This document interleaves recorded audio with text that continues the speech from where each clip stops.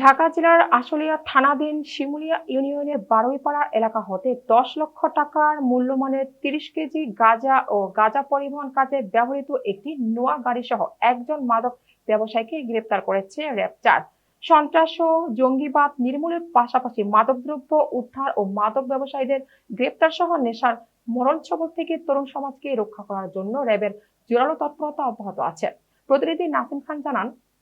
এরই ধারাবাহিকতায় র্যাব-৪ সিপিসি-২ নবীনগর ক্যাম্পের কোম্পানি কমান্ডার অতিরিক্ত পুলিশ সুপার মোহাম্মদ শাহানুর কবির এবং স্কোয়াড কমান্ডার মোহাম্মদ হালিউজ্জামানদের নেতৃত্বে ঢাকা হতে টাঙ্গাইলগামী মহাসড়কের ওপর চেকপোস্ট ডিউটি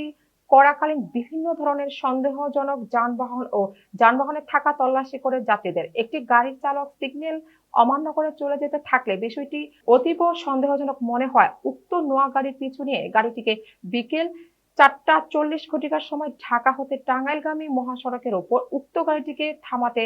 সমর্থ হয়। তিনি উক্ত গাড়ির কাগজপত্র উপস্থাপন করতে ও ব্যর্থ হন। অতঃপর সন্দেহ আরো ঘনীভূত হওয়ায় তাকে অধিকতর জিজ্ঞাসাবাদ ও উক্ত গাড়ি তল্লাশি করলে আটককৃত গাড়ির চালক স্বীকার করে বলেন সে উক্ত গাড়িতে মাদকদ্রব্য গাঁজা পরিবহন করছেন এবং ১২টি পোটলায় রক্ষিত অবস্থায় সর্বমোট ৩০ কেজি মাদকদ্রব্য গাঁজা, যার অবৈধ বাজার মূল্য প্রায় ১০ লক্ষ টাকা। উক্ত মাদক পরিবহনের কাজে ব্যবহৃত একটি টয়োটা নামীয় কোম্পানির তৈরি সিলভার রঙের একটি নোয়া গাড়ির চাবি সহ যার মূল্য আনুমানিক ৮ লক্ষ টাকা।